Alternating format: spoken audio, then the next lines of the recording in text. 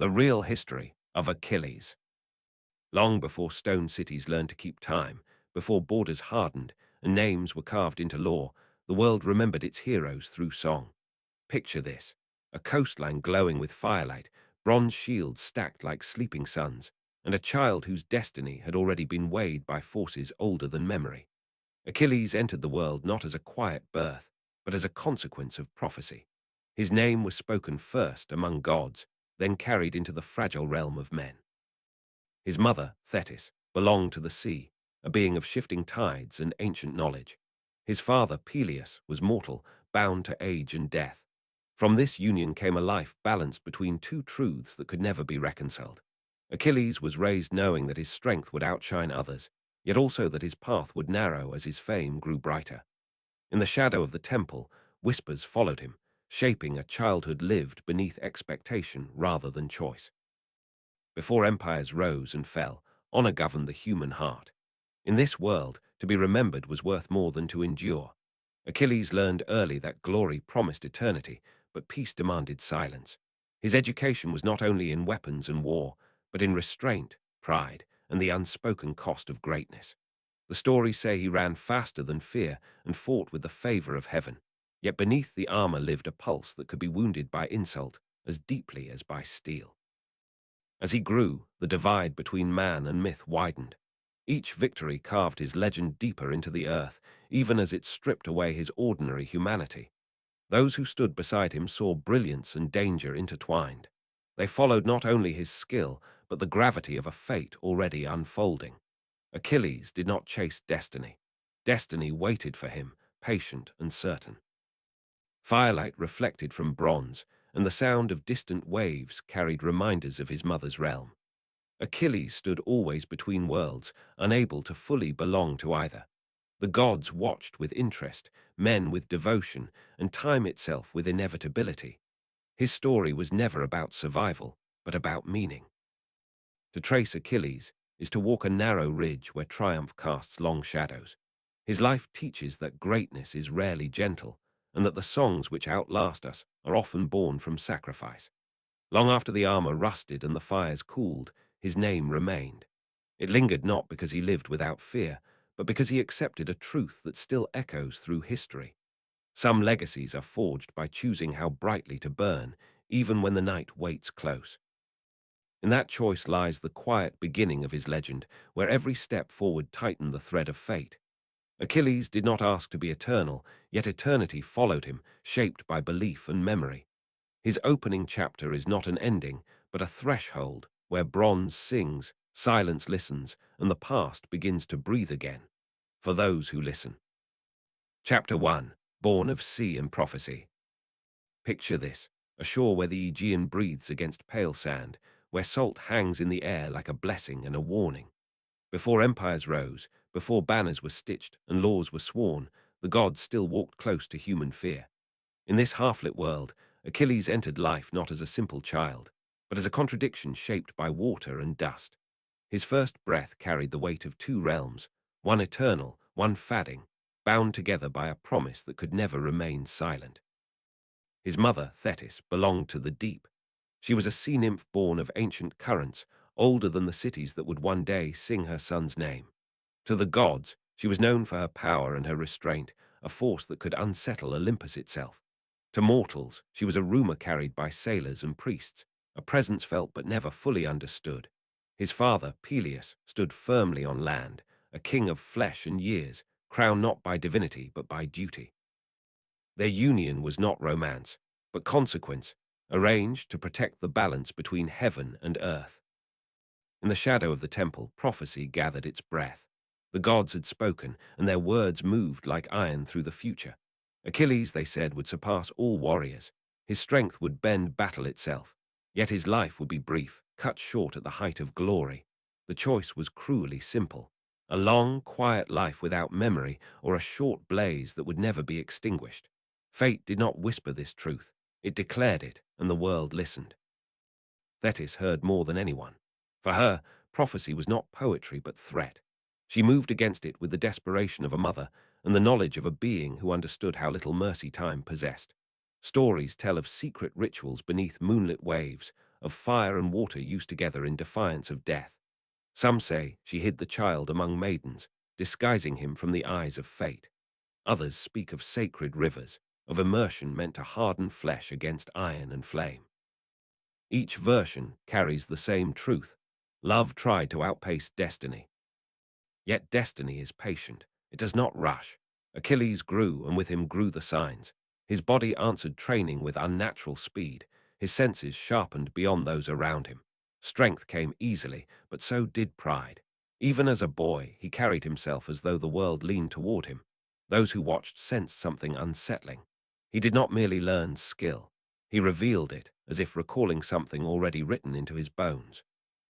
Before armies marched, before Troy's walls rose in song and sorrow, Achilles was shaped by contradiction.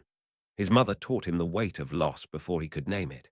His father taught him honor, the mortal code that measured worth through action and reputation. Between them stood a child who belonged fully to neither teaching. He listened to the sea and the earth, hearing two different futures call his name. Historical memory blurs here, where myth and record overlap. The Homeric tradition, shaped centuries later, preserves these early years not as dates, but as meaning. Ancient audiences did not ask whether Thetis truly walked from the surf or whether rivers held magic. They asked what it meant to be born knowing the end. Achilles became the answer. His childhood reflects a culture where destiny was not escaped, only faced with posture and choice. As he approached manhood, the tension hardened. Prophecy was no longer distant. It became a presence felt in every lesson, every victory. Achilles learned that greatness isolates as much as it elevates. Companions admired him, but few felt equal. Teachers refined his strength, but could not temper his intensity. Within him burned a certainty that life would not unfold gently. In the silence before war, belief shaped preparation. Greek society honored heroes who accepted fate rather than fled from it. To deny destiny was to deny order itself. Achilles absorbed this lesson, even as his mother resisted it. The conflict between divine protection and mortal expectation formed the center of his being. He was protected, yet vulnerable, celebrated, yet confined by promise. When the world began to stir toward conflict, Achilles stood ready, whether he wished to or not. His name already carried weight. His absence would be noticed. His presence would reshape events. The prophecy had not forced him forward. It had merely cleared the path. Stone by stone, the ancient world built its understanding of heroism upon such figures. Achilles was not unique because he was strong, but because his strength was inseparable from consequence. In Mycenaean memory, warriors were vessels through which divine will and human suffering passed together. Archaeology reveals fortified palaces, weapons buried with care, and tombs arranged to honor those who fell young yet famous. These remnants echo the same values carried in Achilles' youth. Glory was a form of survival. To be remembered was to remain present among the living. As stories traveled across generations, his early life became a mirror for listeners. Farmers, kings, and soldiers heard in him the fear they carried quietly, the fear of limits, the fear of being known only briefly. Achilles' childhood allowed ancient audiences to explore that fear without numbing it. His divine protection promised hope, while his mortality restored honesty. He could bleed, he could grieve, he could be taken. In the wind moving across ruined halls, one can still sense that tension. Achilles stands at the beginning of Western heroic tradition, not as a conqueror, but as a question. What is the value of a life measured by intensity rather than duration? His origin refuses comfort. It offers clarity instead. By the time his feet turned toward war, the child of sea and king had already accepted an invisible burden.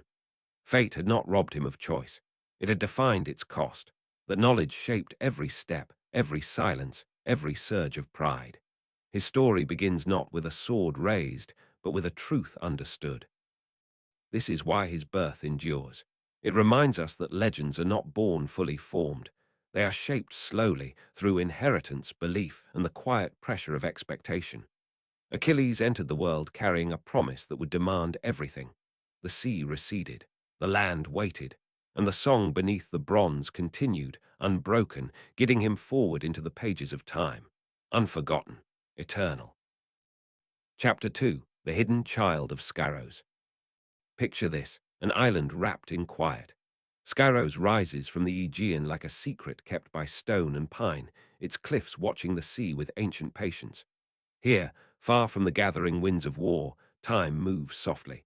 Before empires marched and banners darkened the horizon, this was a place of pause.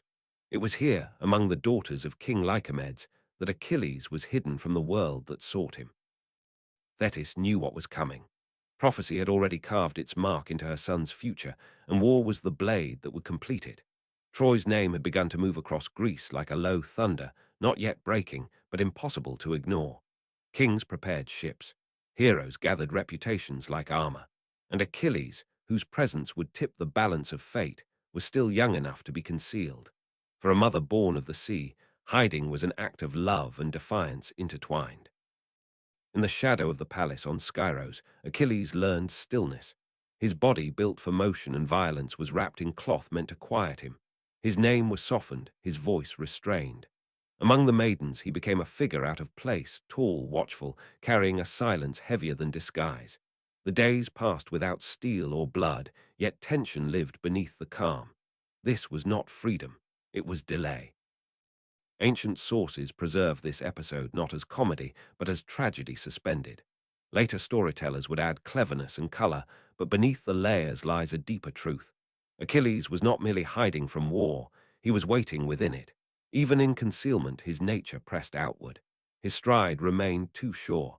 His presence bent attention. Greatness does not fade when covered, it only waits. Skyros itself becomes part of the story's texture. Archaeological memory paints such islands as refuges during times of unrest, places where royal households blurred politics with protection. For ancient listeners, Skyros was believable precisely because it was quiet. It represented the fragile hope that fate might lose interest if Denied spectacle. Thetis believed that if Achilles were not seen, he might not be chosen. Yet the war demanded him, not because of cruelty, but because belief required it. Greek culture held that certain conflicts were shaped by necessary figures. Without Achilles, the balance felt wrong. Oracles spoke. Names were counted. When one was missing, suspicion followed. Odysseus, whose mind moved as sharply as Achilles' blade, would one day trace absence like a scent. Before the turning point, there is a stillness. Achilles, standing among garments and shadows, felt the weight of two futures pressing closer. One offered anonymity and length, a life stretched thin but unbroken. The other promised intensity, memory, and an end that would arrive too soon. Ancient audiences understood this tension deeply. They lived in a world where choice often came with sacrifice, and where refusal carried its own cost. The moment of revelation is remembered through cunning rather than force. Weapons were placed among gifts. Music and ornaments surrounded them. Achilles' hand moved without thought. Steel answered instinct. In that gesture, concealment failed. The boy of Skyros vanished, replaced by the warrior of prophecy. There was no outcry, no resistance recorded, only recognition. This is where the story shifts. Achilles did not curse the exposure. He did not flee deeper into disguise. Instead, he stood revealed. The decision that followed was quiet but final. He chose to go, not dragged by destiny, but aligned with it. For the first time, Achilles stepped fully into the shape of his future. Emotion lives heavily here. For Thetis, this was loss renewed. She had delayed the inevitable, but delay does not heal fate. For Achilles, the choice carried a strange calm. To be hidden was to deny himself. To be known was to accept cost. In choosing war, he chose coherence. His strength, his anger, his hunger for meaning all found direction. Historical reflection suggests that this episode resonated because it mirrored real experience. Young men of the ancient world were often pulled from protected spaces into conflicts not of their making. The Skyros story gave form to that passage. Childhood ended not with age, but with summons. The disguise represented the final shelter before obligation claimed the body. As ships gathered and oars struck water, Achilles left the island behind. The silence of Skyros receded, replaced by the rhythm of preparation and promise. His legend did not begin on the battlefield, but in the moment he accepted visibility. To be seen was to be counted. To be counted was to be bound. Wind carried the salt of departure. Stone watched without memory. Achilles moved forward carrying both what he had been and what he would become. The hidden child did not die on Skyros. He was transformed. Concealment ended, not in failure, but in fulfillment. This chapter lingers because it speaks quietly to every age. There are moments when safety asks us to remain small, and moments when meaning asks us to step forward. Achilles teaches that destiny does not always arrive as force. Sometimes it waits for consent. When he left Skyros, he did not escape prophecy. He walked toward it with open eyes.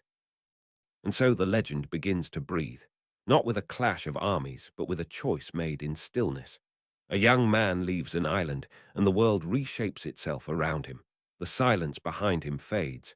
The song ahead grows louder. What was hidden is now inevitable, and history leans closer, listening. Chapter 3. Trained by the Wild Mentor. Picture this, a mountain path worn smooth by wind and hoof, climbing beyond the reach of cities and laws. Stone rises where voices thin, and the forest breathes with an older rhythm. Before kings counted men and armies learned formation, this was a place of learning untouched by banners. Here lived Chiron, the centaur who stood between worlds, neither beast nor god, carrying wisdom earned through centuries of watching humanity fail and begin again. It was to this place that Achilles was sent, not to sharpen rage, but to give it shape. In the shadow of the mountain, childhood loosened its grip. Achilles arrived carrying speed and strength already known, but those gifts alone meant little here. Chiron did not teach by praise, he taught by balance. The forest did not reward recklessness. Stone punished haste. Every lesson unfolded slowly, as seasons do, asking patience from a boy born to burn bright. Achilles learned to listen before he struck, to breathe before he moved. In this quiet, fury was not denied, it was disciplined. Ancient memory treats Chiron differently from other centaurs. While they were symbols of excess and chaos, he represented restraint and continuity. Greek tradition placed him as mentor to heroes not because he glorified violence, but because he understood its cost. Archaeological echoes of such thinking appear in sanctuaries dedicated to healing and learning far from cities, places where myth and practice blurred. Chiron's cave belongs to this world, where knowledge is earned through humility before nature. Achilles trained his body, but more importantly, he trained his attention. Running across uneven ground sharpened instinct. Wrestling taught him control rather than dominance. He learned where strength failed without thought and where patience created advantage. Weapons were introduced carefully, not as extensions of anger, but as tools that demanded respect. Each blade carried consequence. Each strike echoed beyond the moment. Yet Chiron's lessons did not end with combat. Music filled the air at dusk, lyre strings echoing through stone. Achilles learned that sound could shape memory as powerfully as force. He studied healing, understanding where bodies broke and how they might be restored. Herbs, pressure, timing, these were arts as precise as any spear thrust. The boy who would one day bring death to many also learned how fragile life remained, even in strong hands. In the forest silence, Achilles encountered contradiction again. He was taught to value restraint in a world that would reward excess. He was shown mercy in a future that would demand wrath. These tensions did not soften him, they deepened him. Ancient audiences understood this shaping as essential. A hero without measure became a monster. A warrior without understanding became empty. Chiron's role ensured Achilles would carry both instinct and reflection. As seasons passed, Achilles' identity settled into something dangerous and refined. He moved like the wind, yet stopped like stone. His anger remained close, but no longer uncontrolled.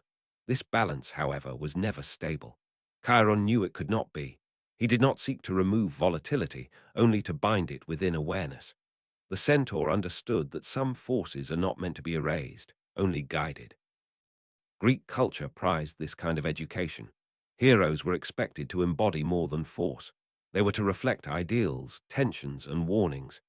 Achilles' time with Chiron prepared him not just to fight, but to symbolize. When later poets described his brilliance and his rage, they echoed these early lessons. His fury shocked precisely because it emerged from discipline, not ignorance. In the quiet hours before dawn, Achilles learned the weight of choice. Nature offered no false comfort. A misstep meant pain. A careless strike meant failure. These truths carried into him, shaping how he would later respond to insult, loss, and command. The wild did not civilize him, it clarified him. When the time came to leave, there was no ceremony. The forest does not mark departures. Achilles descended carrying the wilderness within him, a rhythm that no wall or army could fully contain. He returned to the world of men not as a creature of instinct alone, but as a refined force, sharpened by solitude and silence. This chapter endures because it reveals the hidden roots of greatness. Achilles did not rise solely from prophecy or bloodline. He was shaped deliberately through patience and exposure to truths beyond human order. The wild mentor gave him more than skill. He gave him depth. When Achilles would later stand before Troy's walls, the forest would still move within him. Every choice, every pause before violence carried echoes of stone and wind. The lessons of Chiron did not restrain destiny. They gave it form. And so, before war claimed him, Achilles learned what it meant to be human within power. The wild taught him limits. Civilization would test them. Between those worlds, his legend took root, not in chaos, but in controlled flame. A fire trained to burn bright, knowing it would one day consume itself, yet choosing to burn all the same. Chapter 4: The Call of Troy. Picture this: a shoreline crowded with ships, their dark hulls pressing against pale sand like a waiting storm. Before empires learned to count years in conquest, war gathered slowly, drawn by oath and pride. The Achaean kings came not as one people, but as many wills bound by promise. At the center of that promise stood Troy, distant and defiant, its walls rising as both challenge and prophecy. When Achilles arrived, the shore itself seemed to shift, as if the land recognized what had stepped upon it. The abduction of Helen was the spark, but it was not the fire. Ancient tradition preserves this truth clearly. Wars of such scale were never born from a single act. They rose from honor tested, alliances strained, and reputations at risk of silence. For the Achaeans, Troy became more than a city. It became a measure of who they were willing to become. And Achilles, long spoken of but unseen, became the embodiment of what that measure demanded. Before he fought, his name moved through the camps like wind through dry grass. Warriors listened. Kings measured. Some felt relief, others unease. Achilles was not merely another champion. He was spoken of as inevitability. Archaeological traces of late Bronze Age warfare suggest long campaigns marked by raids, waiting, and exhaustion rather than constant battle. This aligns with the epic memory of Troy, a war defined as much by time as by blood. Into this slow grind stepped a force built for intensity. When Achilles first entered combat, the contrast was immediate. His speed shattered formation. His fury broke resistance before it could settle. Ancient audiences described him as moving beyond human limit, yet grounded in human motive. He fought not from obedience, but from personal alignment with glory. Each victory carved space around him, isolating him even among allies. Men followed, but none stood beside. From the earliest clashes, the war changed shape. Troy's defenders learned to fear movement rather than mass. Achaean morale lifted, sharpened by the belief that destiny now favored them, yet beneath this surge lay tension. Achilles did not fight for kingship or plunder alone. He fought for remembrance. In a world where oral tradition carried legacy forward, fame was survival. Achilles understood this deeply. His battles were performances as much as contests, acts meant to be remembered. Historical reflection supports this mythic framing. Bronze Age warrior culture prized individual valor within collective effort. Grave goods, weapon burials, and later poetic memory emphasize reputation over longevity. Achilles fit this pattern perfectly. He stood as the ideal and the warning, showing what devotion to glory could achieve and what it would demand in return. As the war settled into years, the initial fire cooled into routine. Raids replaced charges. Siege replaced surprise. This drawn-out struggle tested patience more than courage. For Achilles, this environment chafed. His nature resisted stagnation. He was built for decisive action, not waiting beneath the sun. Each delay pressed against his temper, deepening a conflict that would later reshape the war itself. Yet even in stalemate, Achilles' presence mattered. Trojans measured distance more carefully. Allies deferred instinctively. The battlefield bent around him. Victories followed his movement. Loss retreated from his shadow. Still, something restless grew beneath the surface. Glory, once tasted, demanded renewal. Without it, even triumph felt incomplete. The Trojan War, as preserved through epic tradition, becomes here a mirror of human ambition. It reveals how purpose shifts when conflict outlasts expectation. Achilles began to see that even greatness could feel confined within another's command. He was unmatched, yet still subject to authority. This contradiction sharpened his pride and seeded future rupture. Wind moved across the plain. Dust settled on armor and skin alike. The call of Troy had been answered, but the meaning of that answer continued to change. Achilles stood at the center of this transformation, not merely shaping events, but being shaped by them. His victories built his name, but also narrowed his path. In the quiet moments between clashes, the weight of prophecy returned. Each triumph carried reminder. Each day survived carried cost. Achilles knew the end waited somewhere beyond the walls, patient as fate always is. This knowledge did not slow him, it focused him. The war did not yet reach its turning point, but the ground was being prepared. Achilles' arrival had shifted the balance, but balance itself is unstable. His hunger for honor, once aligned with the cause, would soon test it. For now, he remained the blade drawn but not yet broken. This chapter lingers because it captures the moment when destiny steps fully into the world. Troy was no longer rumor or future. It was present, grinding, demanding. Achilles answered not as a servant of kings, but as a seeker of permanence. His footsteps along the shore echoed louder than commands, louder than oaths. And so the war settled into its long breath. Ships waited, walls endured. Achilles stood ready, carrying within him both the promise of victory and the shadow of consequence. The call of Troy had been answered, but its reply would be written slowly, in blood, silence, and memory. What began as alliance would become reckoning, and at the heart of it all stood a man chasing a name that would outlive his breath, even as it shortened it. Chapter 5. The Wrath That Shook Armies. Picture this, a stillness settling over the Achaean camp, broken not by enemy blades but by wounded pride. Before victory or defeat defined the war, anger rose like a dark tide. The Iliad does not begin with glory. It begins with wrath. Achilles' rage, sudden and consuming, became the first true weapon of Troy, turning inward and cutting through alliance and purpose alike. In the shadow of command tents, honor was measured and mismeasured. Agamemnon, king of kings, claimed authority through rank and inheritance. Achilles claimed it through action, speed, and blood earned on open ground. When these two visions collided, the result was not debate but rupture. To be stripped of honor in front of peers was, in this world, a kind of death.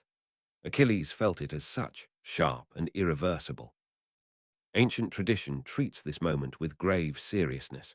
The seizure of Briseis was not a personal slight alone. It symbolized a denial of Achilles' worth. In warrior culture, prizes were proof of value, public recognition that sacrifice mattered. When that recognition was taken, Achilles saw the entire order of the war exposed as fragile. Steel could kill bodies. Pride could unmake meaning. Achilles withdrew, and with him withdrew momentum. The battlefield felt his absence immediately. Lines faltered. Courage thinned. Trojans pressed forward with renewed confidence, sensing a change in the wind. Archaeological reflections on Bronze Age warfare reveal how fragile morale truly was. Battles were not won only by numbers, but by belief. Achilles had been belief made visible.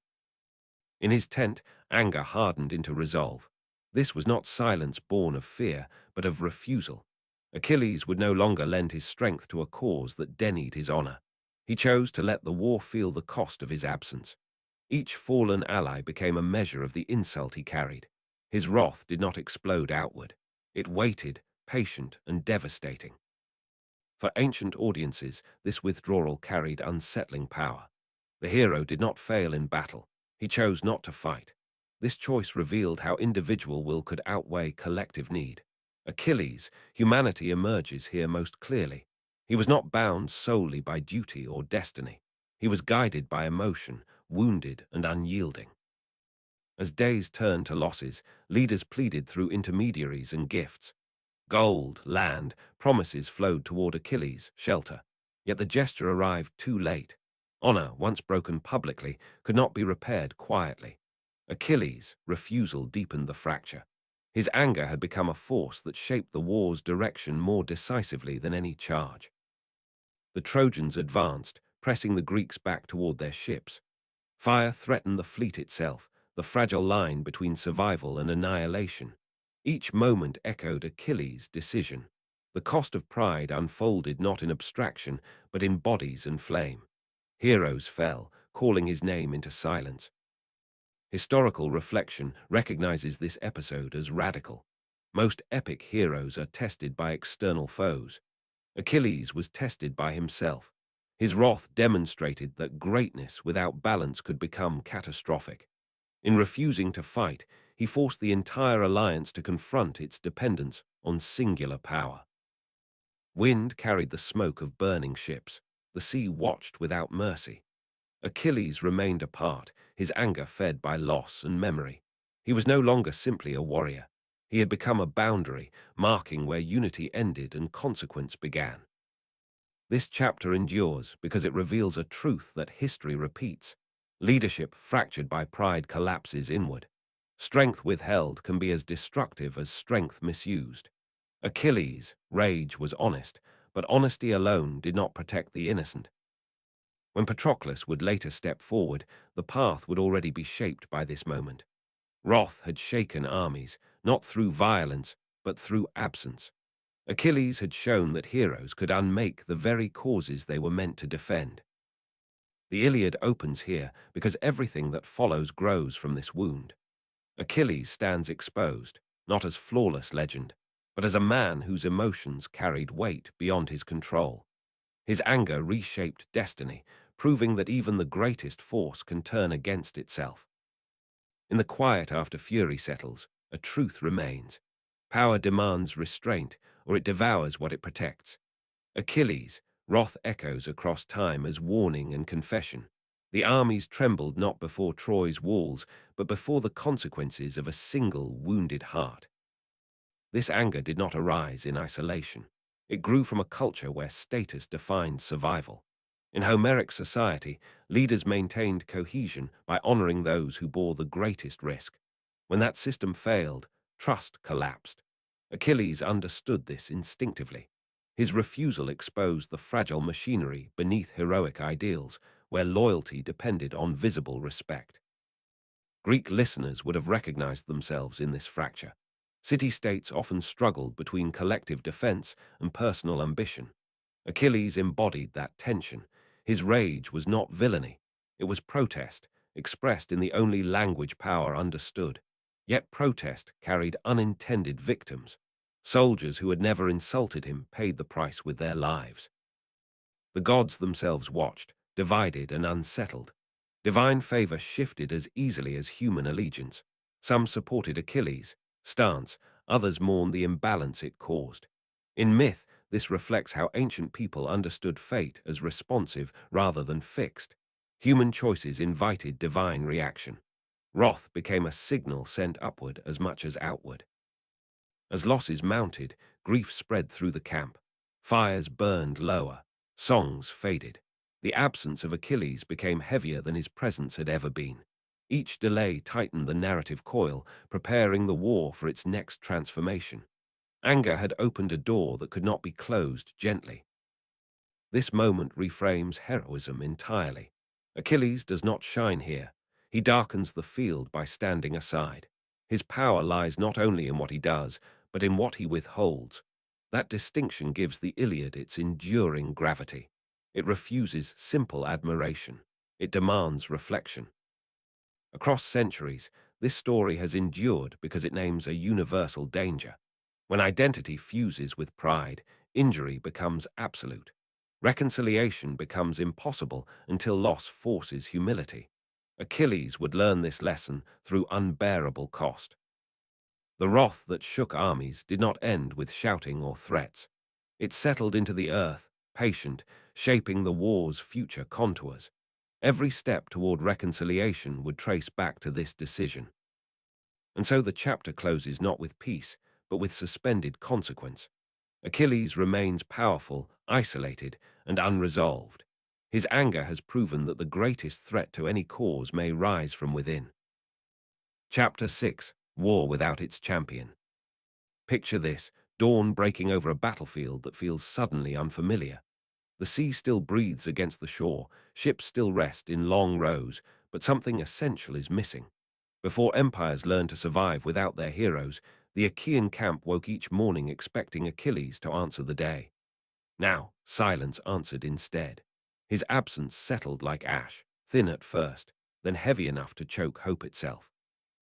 Without Achilles, the war lost its center of gravity. Trojan forces sensed it almost immediately. Courage swelled where fear once restrained them. Hector and his allies pressed outward, testing lines that no longer held with certainty. Shields wavered. Commands hesitated. The Greeks had not lost their numbers, but they had lost their certainty. In war, that loss cuts deeper than steel. Ancient tradition frames this period as a slow unraveling. The Iliad does not rush these moments. It lingers on strain and exhaustion, on how morale erodes before walls collapse. Archaeological studies of Bronze Age warfare confirm this pattern. Prolonged conflict depended on cohesion. Once belief fractured, defeat followed naturally. Achilles had been belief given form. Without him, the army faced itself. The Trojans advanced with renewed discipline. They no longer scattered at the sight of a single warrior's charge. Instead, they moved together, emboldened by proof that even legends could step aside. Fire reached the Greek ships, licking the hulls that represented escape and survival. Smoke rose as signal and warning. The war had crossed into desperation. Fear spread through the camps like cold through bone. Warriors who once measured themselves against Achilles now measured distance to the sea. Night brought no rest. Fires burned low, and conversations thinned into quiet counting of losses. Each fallen comrade reinforced the truth Achilles had forced upon them. Unity was fragile. Pride had cost them their strongest shield. In this absence, Achilles became more present than ever. His name surfaced in laments, in curses, in whispered prayers. Every defeat was traced back to his withdrawal. He was no longer merely a man.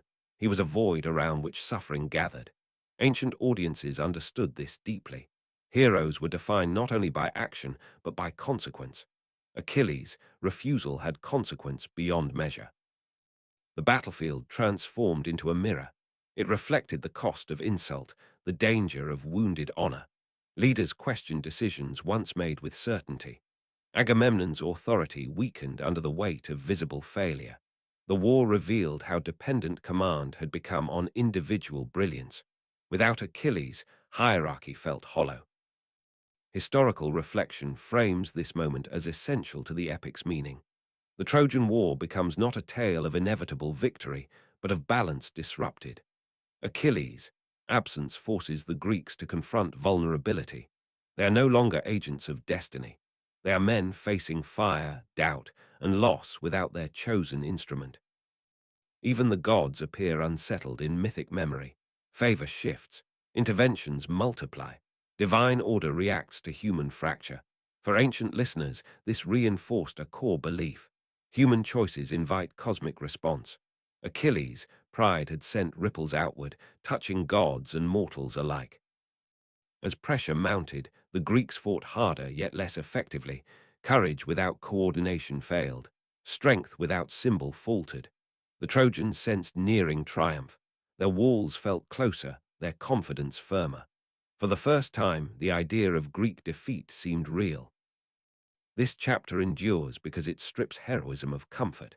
Achilles is not absent from the story. He dominates it through silence. His refusal demonstrates that power withheld can be more destructive than power unleashed. The war without its champion exposes how much the Greeks relied on a single will to hold many together. In the quiet between clashes, truth surfaced. Unity built on fear and advantage could not survive pride wounded beyond repair. Achilles had shown them this by stepping aside. His absence was a lesson written in smoke and blood. The fires near the ships burned as symbols of brinkmanship. If the fleet fell, the war ended in ruin. Warriors fought not for conquest now, but for escape. Each retreat tightened the noose. Achilles remained apart, knowing yet not intervening. His silence shaped the field more decisively than any command. This moment prepares the ground for transformation. Loss demands response. Suffering demands change. The war without its champion could not continue unchanged. Something had to break or return. The battlefield waited, scarred and trembling. Achilles' absence had taught its lesson. Heroes define not only victories but the cost of their withdrawal. In that knowledge, the war reached its darkest hour, where pride stood exposed, unity fractured, and destiny paused, listening for what would come next. Chapter 7. Patroclus wears the armor. Picture this: dawn spreading pale light across a battlefield worn thin by waiting. Smoke still clings to the air, and the ground remembers every fallen step. Achilles remains apart, silent as stone, while the war grinds on without mercy. Beside him stands Patroclus, not born for legend, yet bound to it by loyalty deeper than blood. He watches men die for a pride not his own, and something within him breaks. Patroclus was not the equal of Achilles in strength or speed, but he was his reflection in conscience. Ancient tradition remembers him as companion, kin, and anchor. Where Achilles burned, Patroclus steadied. Where Achilles withdrew, Patroclus remained among suffering men. Greek audiences understood this bond as sacred. Companionship was not weakness, but balance. In Patroclus lived the part of Achilles that still answered to others. As the Trojans pressed closer to the ships, desperation hardened resolve. Patroclus could no longer endure watching allies fall while Achilles remained unmoved. He asked not to replace his friend, but to borrow his shadow. The armor of Achilles was more than bronze. It was symbol, terror, promise. To wear it was to step into a living myth. When Patroclus entered battle clad in that familiar brilliance, the effect was immediate. Trojans faltered. Whispers spread faster than commands. The illusion of Achilles' return rippled through the field. Ancient warfare depended heavily on perception. Fear could break lines faster than force. For a moment, borrowed legend reshaped reality. Patroclus fought with courage fueled by urgency. He drove the Trojans back from the ships, reclaiming ground soaked in loss. Each step forward restored morale among the Greeks. Cheers followed him like wind. In those moments, the war seemed to bend back toward hope. The armor shone, and belief followed. Yet illusion is fragile. Patroclus carried Achilles' image, but not his restraint or fate. Victory pressed him onward. He forgot the boundary between defense and pursuit. The Trojan walls drew nearer, and with them danger sharpened. Borrowed glory carries borrowed limits, and Patroclus crossed them unknowingly. Hector met him beneath Troy's shadow. Ancient tradition frames this clash as inevitability. Hector, defender of his people, stood as counterweight to Achilles' legend. When Patroclus fell, struck down far from safety, the illusion shattered completely. The armor could not protect borrowed flesh. Death revealed truth. The battlefield stilled as if listening. The Trojans reclaimed their courage. The Greeks felt loss heavier than before, for hope had risen only to be cut down. Patroclus, death echoed deeper than any defeat.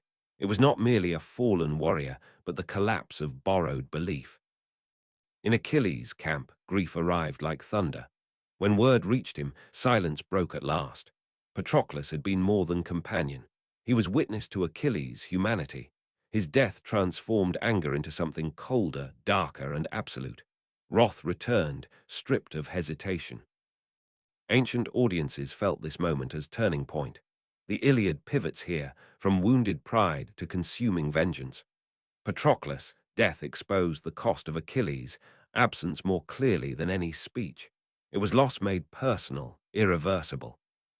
The armor returned, stained and broken, carrying truth rather than illusion. Achilles saw in it the weight of his choice. His withdrawal had invited this outcome. Responsibility settled where pride once ruled. Grief and guilt fused into purpose. This chapter endures because it reveals how love reshapes destiny. Patroclus did not seek glory. He sought relief for others. In doing so, he paid the price reserved for legends. His death awakened Achilles not as hero renewed, but as force unleashed. The battlefield waited again, altered forever. Borrowed armor lay silent. The man who would wear it next would do so with full knowledge of cost. Patroclus, sacrifice stripped away illusion, leaving only truth and consequence. Across time, this story reminds us that symbols cannot replace substance, and borrowed power demands borrowed payment. Patroclus, courage shone briefly, then faded into memory, yet its echo reshaped history. And so the armor returned, heavy with meaning. Achilles, wrath awakened, darker and more focused than before. What followed would no longer be delayed. The war had taken what mattered most. In response, destiny drew closer, listening, as grief prepared to become action. Chapter 8. Grief Forged into Fury. Picture this. The battlefield falls silent, not from peace, but from awe.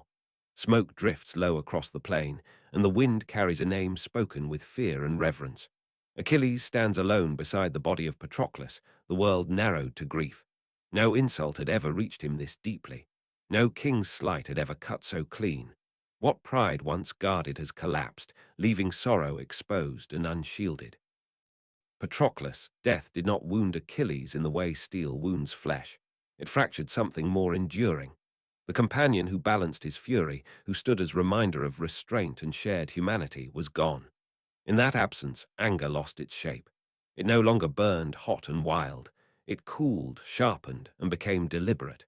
Grief did not erase rage. It refined it. Ancient tradition preserves this moment as the true rebirth of Achilles. The hero who had withdrawn in pride now returned in mourning. His anger no longer demanded recognition. It demanded reckoning. For the first time, Achilles fought not for his name, but for what had been taken from him. Loss replaced honor as his compass. The Greeks watched this transformation with unease. They had long depended on Achilles' strength, but this return felt different. There was no celebration in his movement, no boast carried on the wind. His silence was heavier than before. In Homeric memory, heroes often announce their presence through words and gestures. Achilles announced himself through resolve. Armor was needed, yet the old armor lay ruined, stripped from Patroclus' body by Hector. What followed belonged as much to myth as to meaning. Hephaestus, god of fire and craft, forged new armor not merely to protect flesh, but to reflect a changed soul. Bronze and gold shaped into scenes of life and death, of cities at peace and cities at war, of harvest and mourning. The shield carried the world itself, a reminder of what violence consumed and preserved. For ancient listeners, this forging symbolized more than divine favor. It marked transformation. Achilles accepted what he had long resisted. His fate, once delayed and debated, now stood before him without disguise. He knew that his return to battle would draw his own end closer. The prophecy no longer threatened. It clarified. Grief taught Achilles what pride could not. It taught him the cost of distance. Patroclus, death exposed the illusion that withdrawal could protect what mattered. By standing apart, Achilles had allowed fate to claim what he loved most. That knowledge stripped him of hesitation. He would not repeat the error. When Achilles returned to the battlefield, the ground seemed to recoil. His presence was no longer the promise of victory alone, but the certainty of destruction. Trojans fled at the sight of him, not because they feared death, but because they recognized inevitability. Ancient warfare thrived on morale, and Achilles shattered it utterly. Yet beneath the fury lay clarity. Achilles no longer raged blindly. His violence was focused, purposeful, and unrelenting. He hunted Hector not for glory, but for balance.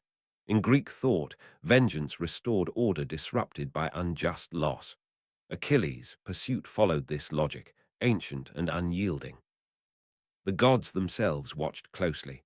Some sought to restrain him, others urged him on. Divine intervention multiplied, reflecting how human grief reverberated through cosmic order. Achilles' sorrow had become a force the world itself responded to.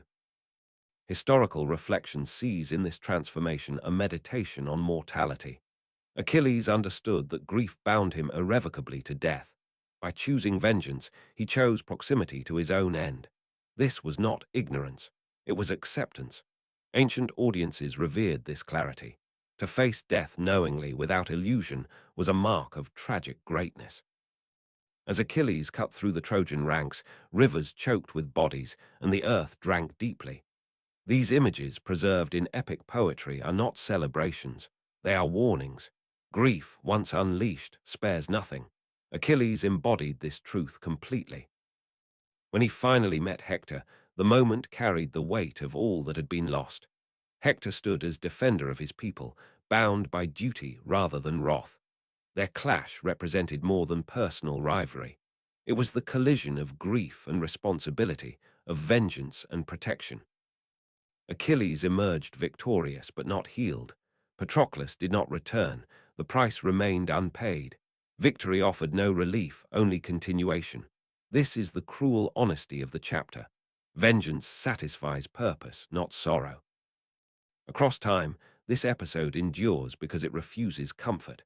Achilles' fury is understandable, even righteous, yet devastating. His grief transforms him into something both heroic and terrifying. He becomes a reminder that love, once wounded, can drive destruction as effectively as ambition. In accepting his fate, Achilles crosses the final threshold. He no longer seeks to escape destiny or bargain with it. He walks toward it fully aware. This awareness does not soften his actions. It gives them finality. The armor forged by Hephaestus gleams not as protection, but as testament. It reflects a man who has seen the cost of pride and the depth of loss. Achilles moves forward carrying grief like a weapon, knowing it will consume him as surely as it consumes others. This chapter closes on that knowledge. Grief has forged fury, and fury has forged resolve. Achilles stands at the height of his power and the edge of his life. The war bends around him once more, but now its outcome is inseparable from his own end. The past listens closely here. It hears a truth that echoes through every age. When grief replaces pride, action becomes irreversible. Achilles chose vengeance with open eyes. In doing so, he ensured his name would endure even as his life shortened. And the world, shaped by that choice, would never forget the cost. Chapter 9. The Death of Hector. Picture this. The plain before Troy holds its breath. Dust hangs unmoving in the air, and even the wind seems uncertain which way to turn. Before empires learned to record endings, judgment arrived in moments like this, carried not by courts or councils, but by two men standing alone. Achilles and Hector face one another beneath the walls of a city already wounded by time. What approaches is not merely combat, it is reckoning.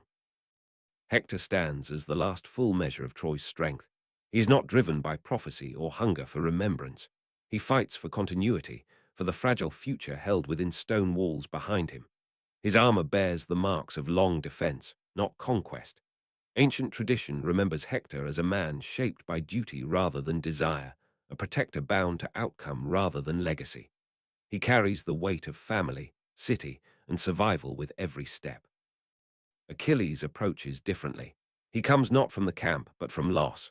Patroclus, death has stripped him of hesitation and restraint. Grief moves him forward with a clarity more dangerous than rage alone. He no longer measures consequence. He accepts it. For Achilles, this duel is not about Troy. It is about balance violently restored. The Iliad frames their meeting with ritual intensity. Hector runs, Achilles pursues. 3 times they circle the city, motion mirroring inevitability. This chase is not cowardice, but recognition. Hector understands what stands behind him. He understands what fate has prepared. Yet he runs because hope, however thin, is human instinct. When the moment arrives, it arrives cleanly. Steel meets flesh. Skill answers desperation. Achilles strikes true. Hector falls, and with him falls Troy's future. Ancient audiences felt this as collapse rather than victory. Hector's death signals that the war's outcome is no longer uncertain. Without him, the city stands exposed, its defenders stripped of coherence. Yet what follows unsettles the narrative. Achilles does not stop at victory. He binds Hector's body to his chariot and drags it through dust and stone. This act reverberates across the epic not as triumph, but as rupture. The warrior who once embodied balance now displays excess unchecked. In ancient Greek culture, respect for the dead carried sacred weight. Burial rites were not mere custom. They preserved order between the living and the fallen. By denying Hector dignity, Achilles crosses a moral boundary deeply understood by Homeric audiences. His grief has hardened into cruelty. The gods themselves recoil. Even those who favored Achilles feel unease. Divine order strains against human extremity. This reaction reflects a core belief of the ancient world. No power, however justified, should remain unrestrained. Achilles' actions expose the danger of absolute rage, where justice collapses into desecration. For Troy, the loss is immediate and irreversible. Hector's family mourns not only a son and husband, but the end of protection. The city's walls, once symbols of endurance, now feel hollow. Priam's grief echoes across time, embodying the suffering of civilians trapped by war's decisions. For Achilles, victory tastes of ash. Patroclus does not return. Grief remains unrelieved. The act meant to restore balance only deepens isolation. Achilles has fulfilled his vengeance, yet found no peace waiting beyond it. This is the cruel truth the chapter insists upon. Historical reflection views this moment as a meditation on restraint. Achilles proves unmatched in battle, yet diminished in spirit. His greatness becomes inseparable from his failure to stop. The duel demonstrates how heroism, when driven solely by loss, can devour its own meaning.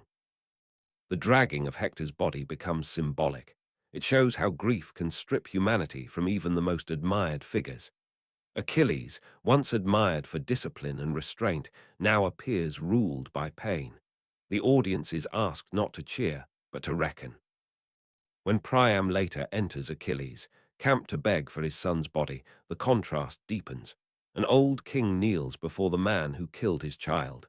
Grief meets grief. In that encounter, Achilles briefly remembers what rage had erased, yet the stain of excess remains. This chapter endures because it refuses simplicity. Achilles is neither villain nor savior here.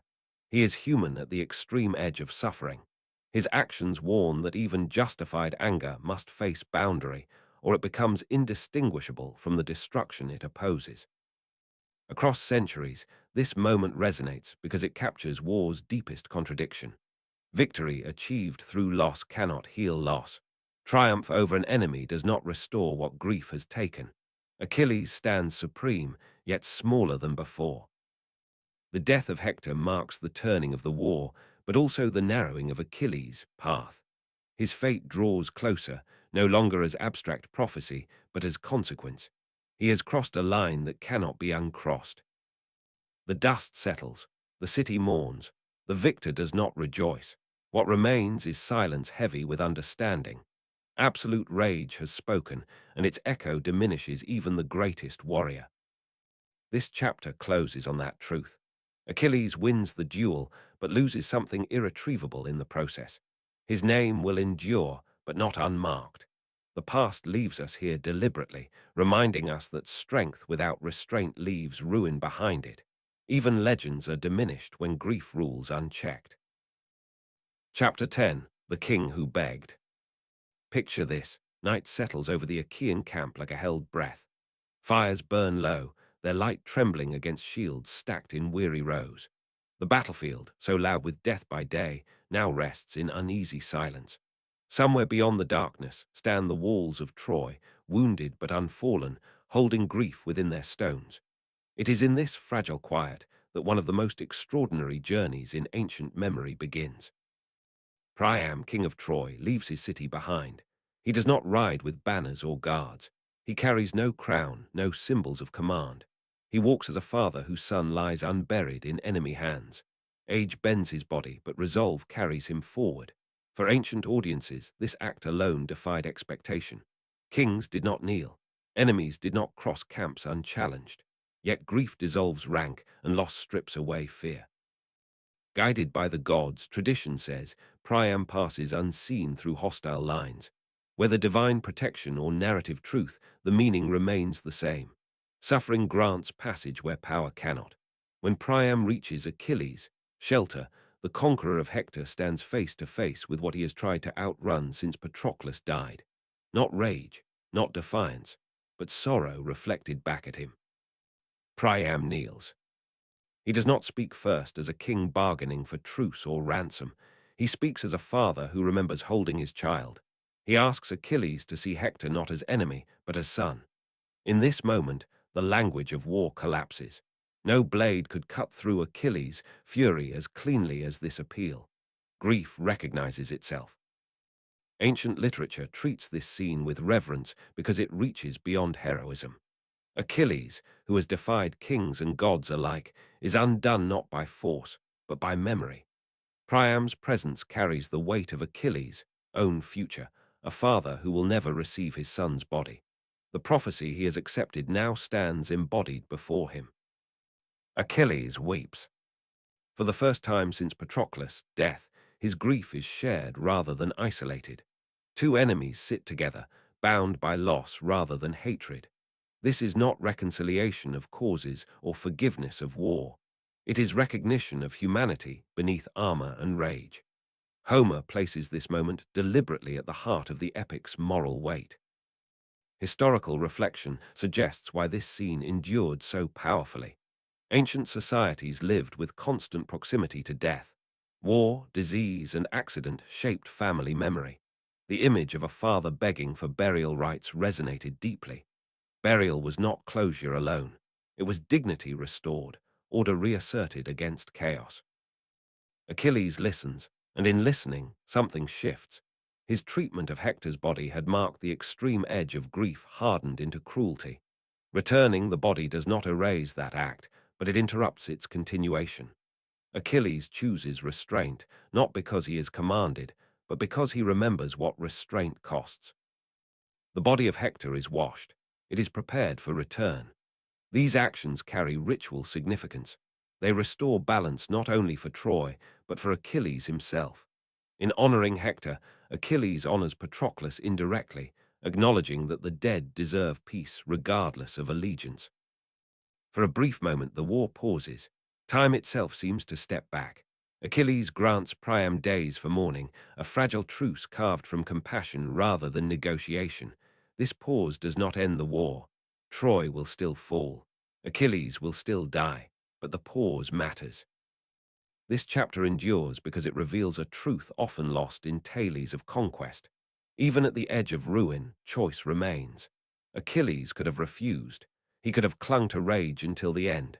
Instead, he allows grief to open rather than close him. Humanity, long suppressed, reasserts itself. The encounter reshapes Achilles' legacy.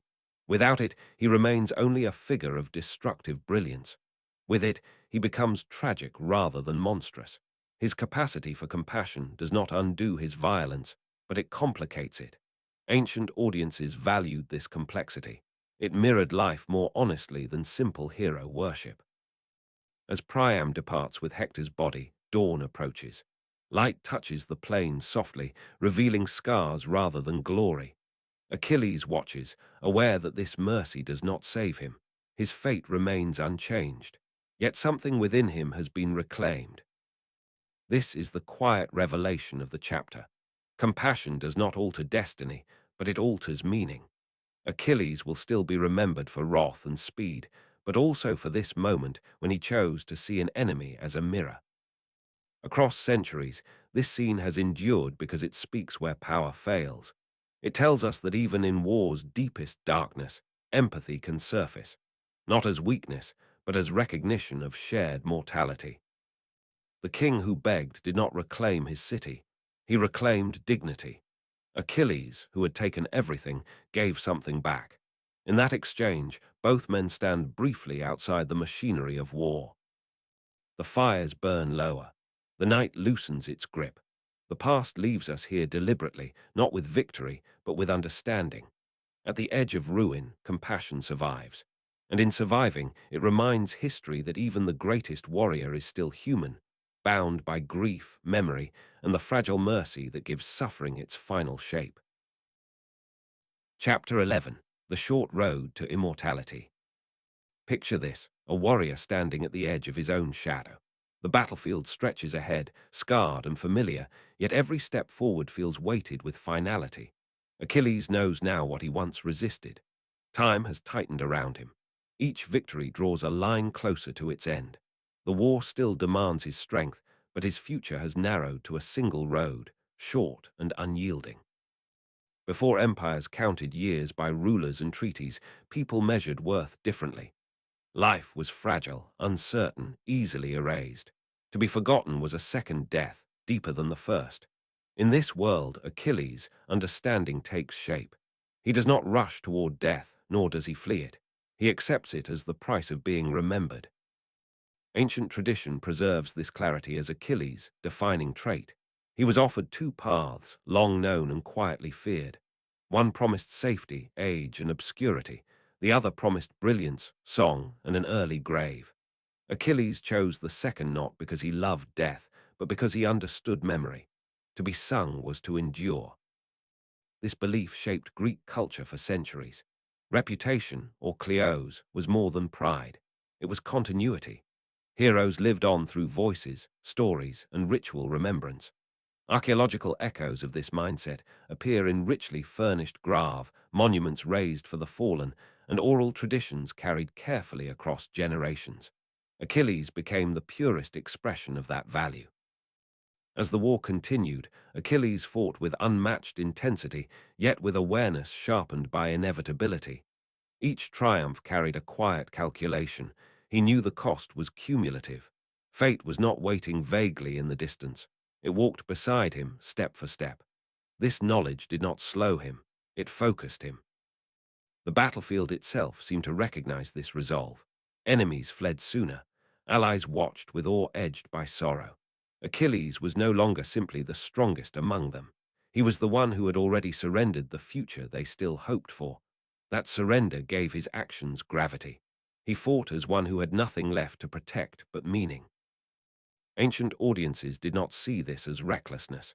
They saw it as tragic wisdom. Achilles embodied the tension at the heart of human ambition. To live fully often means to risk everything. To preserve oneself completely can mean to disappear. His choice did not deny the value of life. It redefined it. In moments of quiet, when the clash faded and the night closed in, Achilles felt the weight of what he had chosen. The faces of those he loved and lost lingered. Patroclus returned in memory. Even Priam's grief remained with him. These were not regrets, but confirmations. They reminded him why memory mattered more than survival. The gods observed this with mixed regard. Some admired his acceptance. Others mourned the waste of such power. In myth, divine reactions often mirror human conflict. Achilles' path unsettled even immortals, for it revealed something uncomfortable. Mortals could choose meaning over longevity, and in doing so, challenge the gods' own permanence. Historically, this philosophy left deep marks. Greek education, art, and civic life emphasized honor earned publicly and remembered communally. Athletes, soldiers, poets, all pursued excellence knowing that recognition was fleeting yet transformative. Achilles stood at the origin of this worldview, its brightest and most dangerous example. He did not seek death in despair. He sought fulfillment. Each battle became an assertion that life, however brief, could resonate beyond its span. This is why Achilles remains compelling. He is not driven by nihilism, but by commitment. His courage lies not in fearlessness, but in clarity. As the war neared its end, Achilles' awareness deepened. He knew the moment would come suddenly, without ceremony.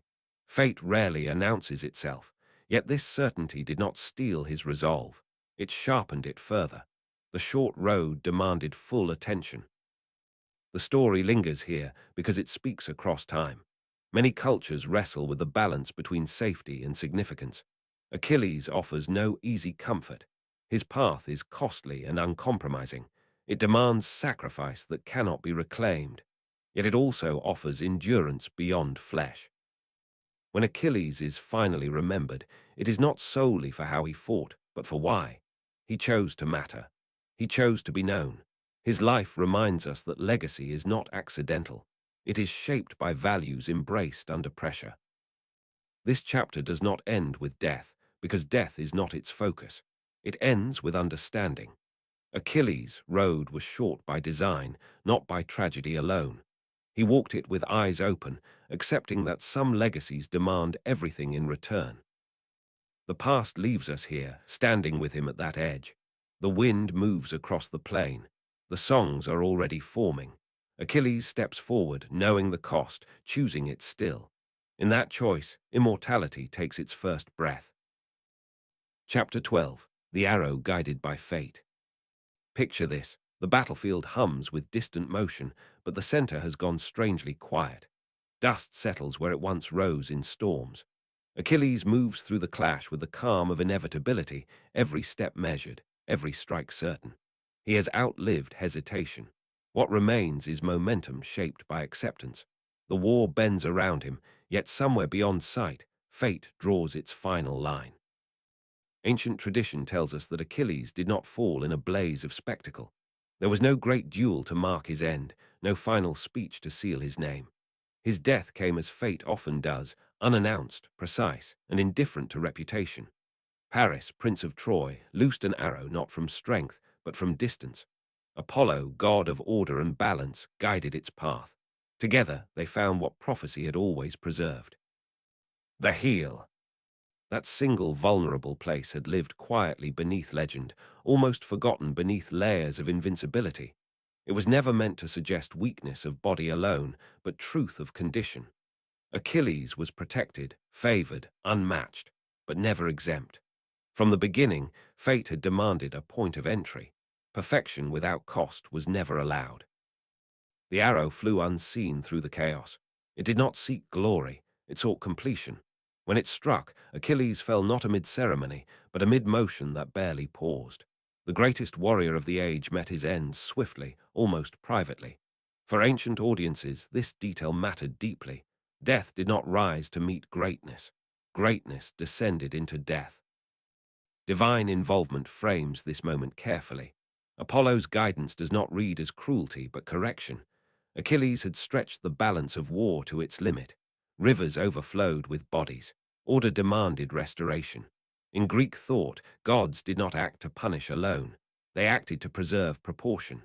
Achilles' fall was not betrayal, it was fulfillment. The battlefield responded slowly. At first, disbelief, then silence. The absence felt different this time. Achilles would not return. His presence, once felt through action and absence alike, now collapsed into memory alone. Warriors stood unsure, as if the war itself had lost orientation. Historical reflection places this death within a broader Bronze Age understanding. Even the most formidable figures were subject to sudden ends. Archaeology reveals warriors buried hastily, without grandeur, felled by single blows. Epic tradition preserved this realism beneath myth. Achilles' death honors that truth. No armor could negotiate with fate.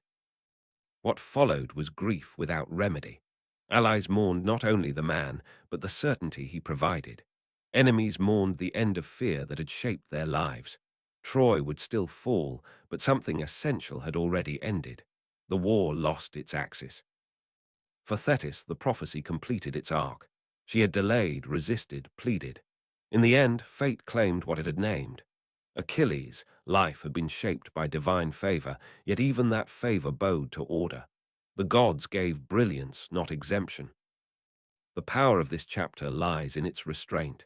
Achilles does not die roaring. He dies as most do, unexpectedly, without audience, leaving others to assign meaning. This quiet ending reinforces the epic's central truth.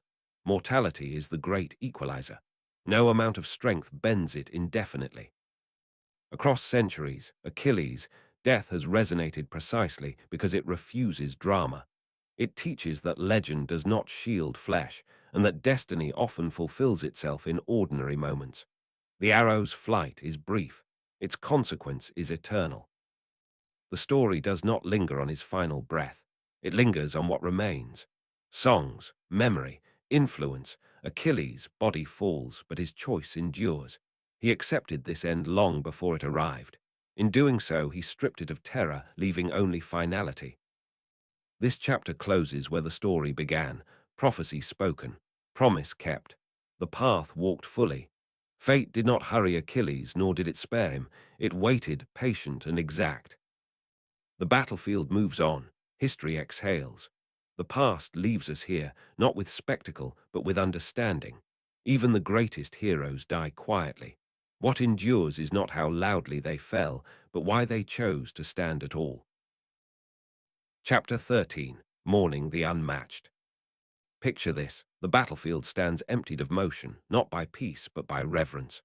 Where Achilles once moved like living flame, there is now only space, carefully avoided, as if the ground itself remembers. The war continues in form, yet something essential has departed. The Greeks do not cheer, they mourn. And in that mourning, Achilles begins to change. His death does not arrive as closure. It arrives as absence. The Achaean camp feels altered, quieter, stripped of its sharpest edge. Warriors who once measured themselves against his speed now measure silence. Kings who relied on his presence feel exposed. Achilles had been more than a fighter. He had been certainty. Without him, victory loses its urgency, its fire dimmed by the knowledge that the greatest price has already been paid. Ancient tradition lingers on the rituals that followed. Games were held in his honor, not as celebration, but as translation. Strength, speed, and skill were performed so that what Achilles embodied might pass into others. In the ancient world, athletic games were acts of memory. They transformed grief into continuity, ensuring that loss did not vanish into quiet. Songs were composed, carrying his name beyond the shore of Troy. In oral culture, song was survival. To be sung was to remain present among the living. Poets shaped Achilles not as a list of deeds, but as a force felt. His wrath, his grief, his mercy, and his acceptance of fate became threads woven into a shared past. Memory refined what flesh could no longer carry. His ashes were laid beside those he loved, joining him finally to Patroclus. This detail mattered deeply to ancient audiences. In life, Achilles had been divided between gods and men, pride and grief, fury and compassion. In death, he was placed in unity. The separation that had defined his existence dissolved into stillness. The war did not end with him. Troy would still fall. Battles would still be fought, yet the war's soul shifted. Without Achilles, conflict became procedural rather than mythic. Victory approached without exhilaration. The Greeks would win, but they would not feel whole in winning. The brightest flame had already gone out. Historical reflection helps explain why Achilles' mourning carries such weight. Cultures often define themselves by their exceptional figures. When such figures fall, societies are forced to confront what remains. Achilles' death compelled the Greeks to reckon with the cost of their values. Glory had been achieved, but at a price that could not be undone. In mourning, Achilles ceased to be merely human. He became symbol. His life condensed into meaning. The contradictions that defined him, strength and vulnerability, rage and compassion, were no longer flaws. They were lessons. Through ritual, story, and remembrance, Achilles passed fully into legend. The gods receded from his story now. Divine intervention had shaped his path, but memory belonged to mortals. It was humans who would decide what Achilles meant. In this way, he achieved a different kind of immortality, one not granted by Olympus, but by collective remembrance. Across generations, his name endured because mourning gave it form. Without grief, memory fades. With it, memory deepens. Achilles was mourned not only because he was unmatched, but because he revealed what it meant to be human at the extreme edge of power and loss. This chapter endures because it shows how legends are completed, not in life, but in how they are remembered. Achilles' breath ended quietly, but his meaning expanded. Through ceremony and story, he moved beyond flesh into shared identity. The past leaves us here, among ashes and songs. The war continues, diminished yet inevitable. Achilles no longer walks the earth, but he remains present, carried by voices that refuse to let him disappear. In mourning the unmatched, the Greeks did more than honor a warrior. They transformed a man into memory, and memory into meaning. And in that transformation, Achilles achieved what he had chosen from the beginning, not endless life, but an enduring place in the human story. Chapter 14. From warrior to myth. Picture this: the walls of Troy lie broken, their stones scattered like memories across the plain. Smoke thins and drifts away, and the war that once consumed the horizon begins to retreat into story. Swords are cleaned, ships turn homeward, and names that once commanded fear are spoken more softly. Achilles is no longer present on the field, yet he has not departed. He has begun to change. After Troy's fall, Achilles no longer belonged to the battlefield. He belonged to voices. Poets gathered his life into measured lines, shaping rhythm from blood and silence. Philosophers weighed his choices, testing them against reason and restraint. In these retellings, Achilles did not fade. He multiplied. Each telling reframed him, drawing different truths from the same life. In Homer's song, Achilles remains immediate and human, burning with rage, undone by grief, softened by compassion. He is not distant or polished. He is raw and unresolved. Later generations inherited this figure and questioned him. Was his wrath justified, or was it the seed of ruin? Was his loyalty noble or dangerously narrow? Achilles became a problem to think with, not a statue to admire. As Greek thought matured, so did its interpretation of him. Tragedians emphasized his excess, warning against pride that isolates. Philosophers debated his choice of glory over longevity, asking whether meaning required sacrifice so absolute. In the schools of Athens, Achilles became a case study in virtue and imbalance. His life offered no simple answers, only tension. This evolution reflects how myth functions. Myths do not remain fixed. They adapt, absorbing the concerns of each age. Achilles' story proved unusually flexible because it held contradictions openly. Strength and vulnerability existed side by side. Compassion followed cruelty. Acceptance followed resistance. Each generation could find its own reflection there. Historical distance blurred the line between memory and invention. Armor became brighter, speeds became faster, moments stretched into symbols, yet the core endured. Achilles' humanity anchored the myth, preventing it from drifting into abstraction. Even as his deeds grew larger, his emotions remained familiar. Roman writers inherited Achilles and reshaped him again. For them, he represented both heroic excellence and the danger of unchecked passion. Medieval thinkers filtered him through moral allegory. Renaissance artists painted him as idealized form, body perfected to match legend. Each transformation layered meaning upon meaning. By this point, Achilles no longer belonged to history alone. Archaeology could debate the war, the cities, the weapons, but Achilles himself had crossed beyond verification. He existed fully in the shared imagination, sustained by repetition rather than evidence. Myth and history fused, inseparable. This fusion did not diminish him, it expanded him. Achilles became a mirror, warriors saw courage, rulers saw the cost of pride, poets saw tragedy, parents saw loss. Each interpretation revealed as much about the observer as about the hero. The endurance of Achilles' myth speaks to a deeper human need. We return to stories that refuse closure. Achilles' life does not resolve into moral certainty. It ends with acceptance, not peace. That unresolved quality keeps the story alive, open to reinterpretation. In this way, Achilles escaped time more effectively than if he had lived long. He ceased to be bound to an era or a place. He became portable, carried wherever people wrestled with ambition, grief, loyalty, and mortality. His story traveled farther than any army. The ancient world understood this transformation intuitively.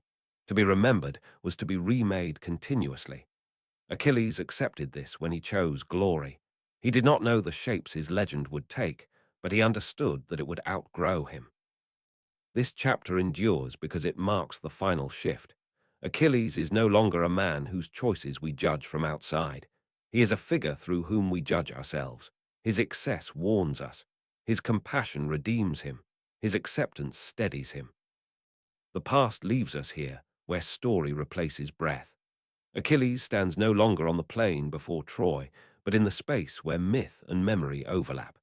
Each generation steps into that space, finding something different reflected back. From warrior to myth, the transformation is complete. The man has ended. the meaning continues. Chapter 15. The Eternal Cost of Glory. Picture this, the battlefield long emptied, the dust settled into earth that no longer remembers footsteps. Troy has fallen, ships have sailed. Names once shouted in fury now survive only in breath and ink. Yet one figure remains standing in the silence of time. Achilles, not as a body, not as a warrior, but as a question that refuses to fade. From the beginning, his life pointed toward this reckoning. Prophecy framed his choices before he could fully understand them.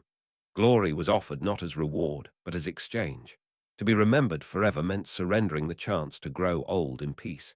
Achilles did not rush blindly into this bargain. He resisted it, tested it, delayed it.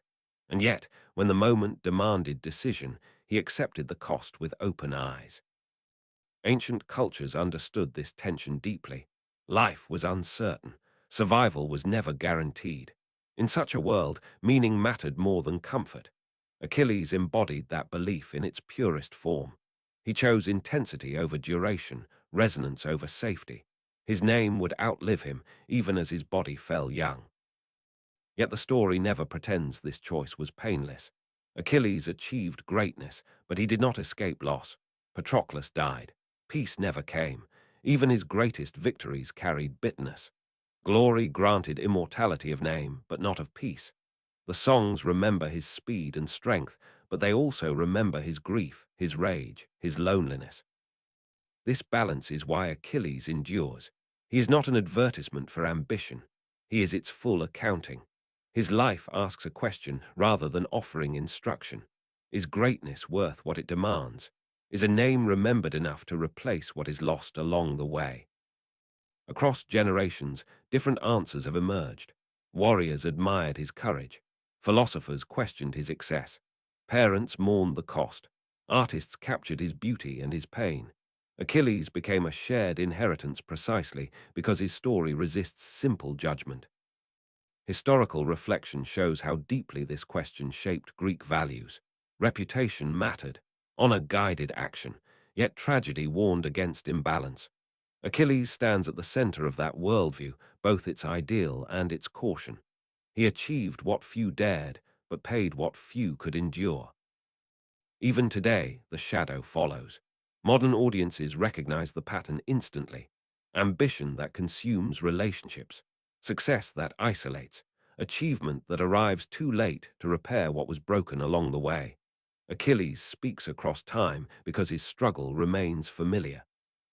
His story reminds us that choice defines destiny more than fate alone. Prophecy set the frame, but Achilles filled it with decision. He chose to return to battle. He chose vengeance. He chose compassion. He chose acceptance. Each choice carried weight, shaping not only his end but his meaning. The eternal cost of glory is not death itself.